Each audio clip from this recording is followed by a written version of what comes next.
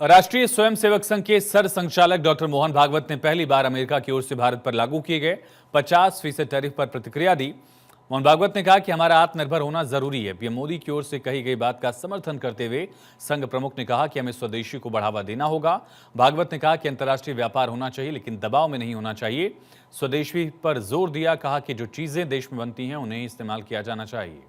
मोहन भागवत ने कहा, अंतर्राष्ट्रीय व्यापार चलेगा, लेकिन इसमें दबाव नहीं होना चाहिए। हम घर में शिकंजी बनाकर पी सकते हैं, कोल्ड ड्रिंक क्यों पीना है? जो अपने देश में बनता है उसको देश में बनाना और खाना चाहिए। मोहन भागवत ने कहा कि हिंदुत्व की विचारधारा को सत्य और प्रेम के 2 शब्दों में समझाया। कहा, दुनिया एकजुटता पर चलती है, सौदों अनुबंधों पर नहीं। हिंदू राष्ट्र का जीवन मिशन विश्व कल्याण है।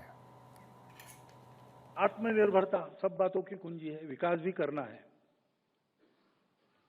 तो हर बात में अपना देश आत्मनिर्भर होना चाहिए। अपने घर से शुरू करना।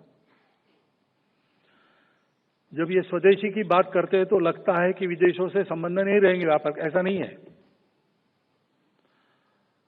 आत्मनिर्भर होना यानी बाकी लोगों को बंद करना नहीं है। आत्मनिर्भर होना है, लेकिन दुनिया परस्पर निर्भरता पर चलती है।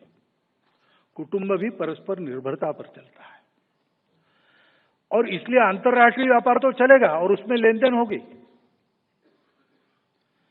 बस इसमें दबाव नहीं होना चाहिए, स्वेच्छा होनी चाहिए। और इसलिए स्वदेशी का पालन करना यानी क्या है? जो घर में बनता है वो बाहर से नहीं लाना, क्योंकि उस पर पेट चलता है। ऐसे ही अपने देश में जो बनता है वो बाहर से लाने की जरूरत नहीं है।